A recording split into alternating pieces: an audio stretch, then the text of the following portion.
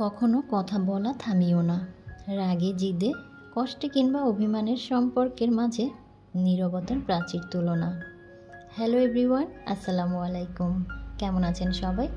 Bangladeshi blogger লিপি channel থেকে আমি লিপি আমার লাইফের নতুন আরেকটি লাইফস্টাইল ব্লগ নিয়ে আপনাদের মাঝে হাজির হয়ে গেলাম। আশা করছি যে যেখান থেকে আমার আজকের ভিডিওটি দেখছেন সবাই সুস্থ আছেন, ভালো আছেন এবং নিরাপদে আছেন। আলহামদুলিল্লাহ, আল্লাহর রহমতে আমিও আমার পরিবারের সবাইকে নিয়ে ভালো আছি। বেশ কয়েকদিন ছুটি কাটিয়ে নতুন আরেকটি ভিডিও নিয়ে আজকে আপনাদের মাঝে হাজির হয়ে গেলাম।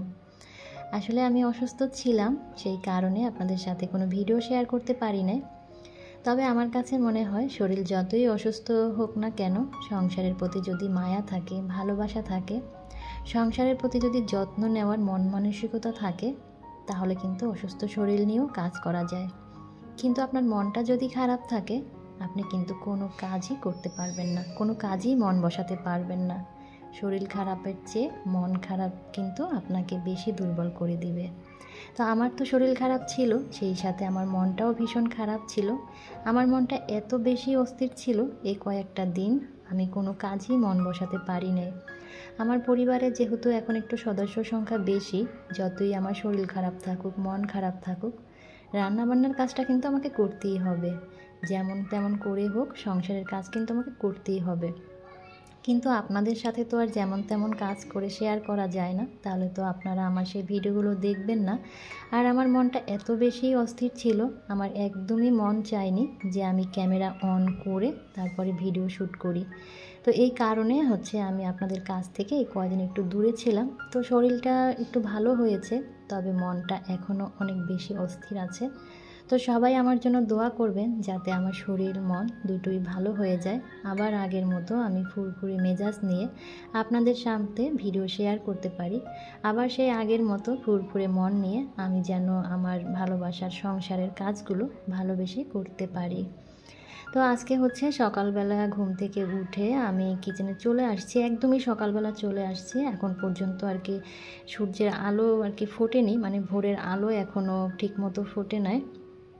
তো আমি সকালবেলা ঘুম থেকে উঠেই কিচেনে চলে এসেছি। আর আমার কিচেনটা এত বেশি নোংরা আর এলোমেলো হয়ে আছে যে কি করব। অনেক দিনই ভেবেছি যে একটু একটু আপনাদের সাথে ভিডিও ক্লিপ নিয়ে শেয়ার করি, কিন্তু কিচেনটা এত বেশি এলোমেলো ছিল যে আমি শ্যুট করার মতো কোনো অবস্থায় ছিল না। কারণ আমি কখনোই চাই না কোনো অস্বস্তিকর পরিবেশ, কোনো নোংরা পরিবেশ আপনাদের সাথে শেয়ার করতে। তো আজকে ঘুম থেকে উঠেই প্রথমে ভাবছি আমার এই কিচেন কাউন্টার টপের যে আমার কিচেনের র্যাকটা, সেটা আমি ক্লিন করব।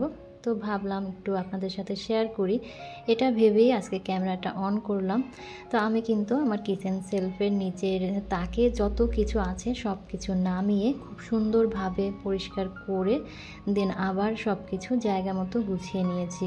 তো আজকে সুন্দর একটা কিচেনে সুন্দর একটা ভিডিও আপনাদের সাথে শেয়ার করব। আশা করি আজকের ভিডিওটি আপনাদের অনেক অনেক বেশি ভালো লাগবে। ভিডিও ভালো লাগলে অবশ্যই একটা লাইক করবেন, আর ভিডিও না ভালো লাগলেও একটা লাইক করবেন। ভিডিও দেখার পরে ভিডিও কেমন লাগলো সেই বিষয়ে মতামত জানাবেন কমেন্টস করে, কমেন্ট বক্সের মাধ্যমে। যারা আজকে প্রথম আমার ভিডিও দেখছেন বা আগে থেকেই দেখেন কিন্তু কোনো কারণে হয়তো আমার চ্যানেলটি এখনও সাবস্ক্রাইব করেননি, আজকের ভিডিওর কথা এবং কাজ কোথাও কোনো অংশ যদি আপনাদের এতটুকু ভালো লেগে যায়, চাইলে আমার চ্যানেলটি সাবস্ক্রাইব করে আপনি আমার সাথেই থেকে যেতে পারেন। সাবস্ক্রিপশনের পরে অল অপশনটি অবশ্যই অন করে রাখবেন।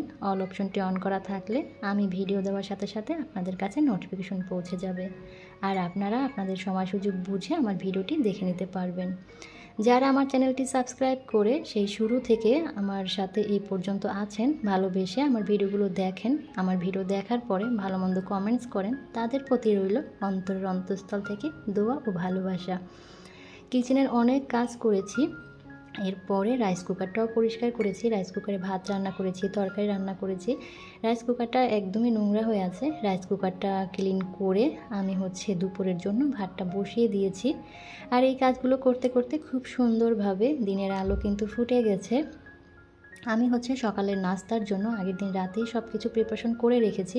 তো এই কারণে রিল্যাক্সে কাজগুলো আমি করে নিচ্ছি। আর এখন একটু আমি গরম পানিতে লেবু দিয়ে তারপরে খাবো। যদিও এই খাবারগুলো আমি কখনোই খাই না, লেবু, মধু পানি বা চিয়া সিড ভিজিয়ে পানি, তো আজকে মনে হলো যে নিজের প্রতি একটু যত্ন নেওয়া উচিত। নিজের প্রতি যদি নিজে যত্ন না নিই তাহলে কিন্তু এই জগৎ সংসারে কেউ আমার যত্ন নেবে না। আসলে নেয়ার কথাও না, কারণ এই স্বার্থপর দুনিয়াতে স্বার্থর পিছুই মানুষ ছুটে। যখন স্বার্থ ফুরাবে তখন আর কেউ কিন্তু আপনাদেরকে ফিরেও তাকাবে না। তো যাই হোক, এখানে হচ্ছে আমি হাফ মগ আর কি গরম পানি, কুসুম গরম পানিতে একটু লেবু দিয়ে নিলাম, যে খেতে পারি কিনা ট্রাই করতেছি। আসলে ভালো থাকার জন্য সব কিছুই একবার ট্রাই করে দেখা উচিত। তো আমি পানিটা নিয়ে বেলকনিতে চলে আসছি, বেলকনিতে কিছুক্ষণ সময় কাটাবো, এরপরে আমি আবারও চলে যাব কিচেনে। তো ওইদিকে ভাত হচ্ছে, আর আমি আগের দিন রাতেই রুটিগুলো বানিয়ে রেখেছি, সাথে আলু ভাজিটাও করে নিয়েছি। আর গ্রামের বাড়ি থেকে আসার সময় কিছু মশলা নিয়ে আসছিলাম, হলুদের গুঁড়া, মরিচের গুঁড়া। তো এগুলো হচ্ছে রিফিল করা হয়নি, কারণ আমার আগের ছিল, সেই কারণে এগুলো আর রিফিল করিনি। তো এই রিফিলের কাজগুলো করতে করতে আপনাদের সাথে আজকে কিছু কথা শেয়ার করি। অভাবের সংসারে টাকা বাঁচানোর কিছু সহজ উপায় এবং টাকা সঞ্চয় করার কিছু সহজ উপায় আজকে আপনাদের সাথে শেয়ার করি। আমাদেরকে না একটা জিনিস মাথায় ঢুকিয়ে নিতে হবে যে আমরা রেগুলারলি সেভিংস করব। মানে মাসের শেষে বা 6 মাসে কি বছরে সেটা কিন্তু নয়। আমাদের প্রত্যেক দিনই কিছু না কিছু টাকা সঞ্চয় করার চেষ্টা করতে হবে।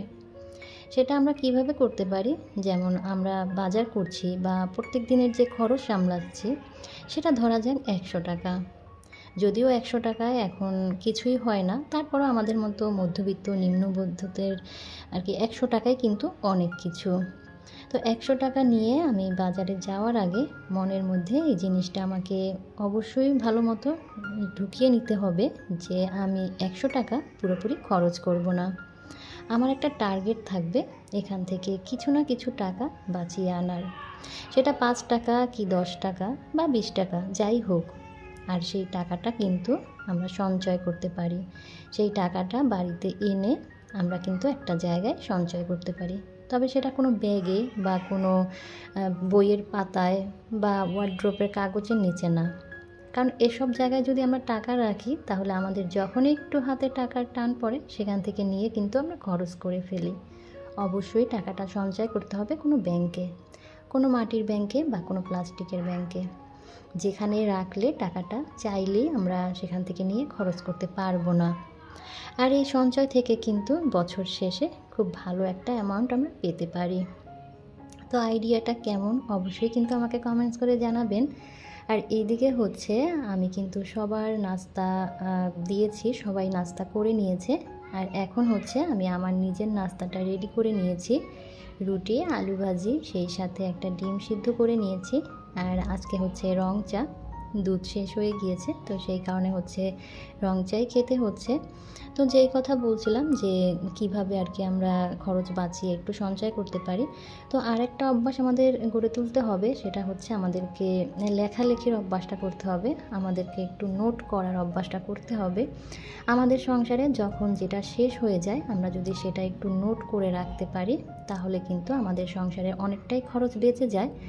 অনেক সময় দেখা যায় বাজারে গেলে আমরা যা আমাদের ঘরে আছে তাও অনেক সময় কিনে নিয়ে আসি, তখন কি হয় সেটা কিন্তু অপচয় হয়। অনেক সময় দেখা যায় যে জিনিসটা আছে সেটা খাওয়া হয় না, যেটা নতুন নিয়ে আসছি সেটাই কিন্তু খাওয়া হয়ে যায়, আর যেটা ঘরে আছে সেটা কিন্তু নষ্ট হয়ে যায়। তো এটা কিন্তু একদমই অপচয়। আমাদের সংসারে যখন যেটা শেষ হয়ে যাবে তখন যদি সেটা আমরা নোট করে রাখতে পারি, আর বাজারে যাওয়ার আগে যদি সেই নোটটা আমরা নিয়ে যাই তাহলে কিন্তু প্রয়োজনের বাইরে আমাদের কোনো কিছুই কেনার দরকার পড়ে না বা আমরা কিনি না। এক্ষেত্রে কিন্তু আমাদের অপচয়টা আর হয় না। আমরা কিন্তু নোটপ্যাড দেখে আমাদের যা যা লাগে সেগুলো কিনে নিয়ে আসতে পারি। আরেকটা কাজ হচ্ছে প্রত্যেক দিন বাজারে না যাওয়ার অভ্যাস করতে হবে। প্রত্যেক দিন বাজারে গেলে দেখা যায় যে আমরা না আসলে খুব খারাপ, আমাদের চোখ খুব খারাপ। আমরা যখন যা দেখি আমাদের চোখে যেটা ভালো লাগে সেটাই কিন্তু কেনার চেষ্টা করি। আমাদের কাছে টাকা আছে কি নেই আমাদের সেই দিকে কিন্তু আমরা খেয়াল করি না। ব্যাগে যদি 10 টাকাও থাকে, 10 টাকার একটা জিনিস যদি পছন্দ হয়ে যায় আমরা কিন্তু সেটা কিনে নিয়ে আসি, সেটা প্রয়োজন হোক বা অপ্রয়োজন হোক। তাই আমার মনে হয় যে প্রতিদিন বাজারে না গিয়ে সপ্তাহে একদিন বাজারে যাওয়ার অভ্যাস গড়ে তুলতে হবে। যাই হোক, এইদিকে হচ্ছে আমি নাস্তা করে আমার কিছু মাছের বাজার ছিল গতকাল রাতে। আলিফার পাপা কিছু মাছ আর সবজি নিয়ে আসছিল, তো সেগুলোই হচ্ছে আমি বক্সে তুলে নিলাম। ছোট সাইজের কিছু ইলিশ মাছ নিয়ে আসছিল, আর মাঝারি সাইজের কিছু বলতে এক হালি ইলিশ মাছ নিয়ে আসছিল। তো সেখান থেকে একটা আমি রেখে দিয়েছি, আজকে সরিষা ইলিশ রান্না করব, আর 3টা আমি বক্সে তুলে নিলাম।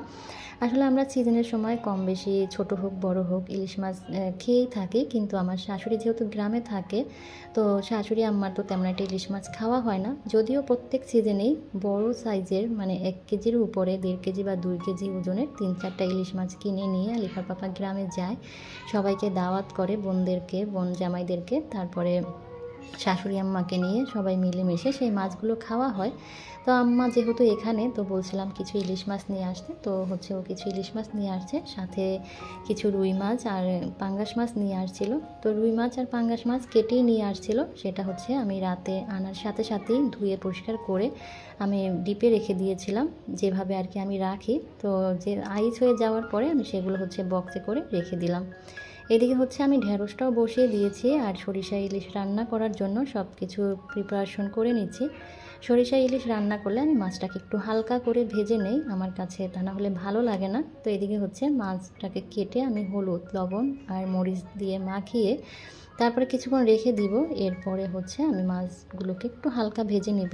আর মাছটা যে কত বড় সাইজের সেটা কিন্তু দেখে আপনারা বুঝতেই পারছেন। তো তারপরও আলহামদুলিল্লাহ, যে সাইজেরই খাই না কেন, ইলিশ মাছ ছোট হোক আর বড় হোক, ইলিশ মাছই। তো এদিকে হচ্ছে আমি মাছগুলোকে হালকা করে একটু ভেজে নিব। আর অফ ক্যামেরাতে কিন্তু আমি সরিষা টরিষা সব বেটে নিয়েছি, একটু খুব সুন্দর করে মাছটা রান্না করার চেষ্টা করছি। আমার শাশুড়ি সরিষা ইলিশ খেতে খুব বেশি পছন্দ করে। তো এই তো আমি হচ্ছে মাটির কড়াইতে আজকে সরিষা ইলিশটা রান্না করছি। মাটির কড়াইতে রান্না করলে আমার কাছে মনে হয় আরও বেশি খুব ভালো লাগে। তো আজ এখান থেকেই বিদায় নিয়ে নিচ্ছি। সবাই সুস্থ থাকবেন, ভালো থাকবেন। আল্লাহ হাফেজ, আসসালামু আলাইকুম।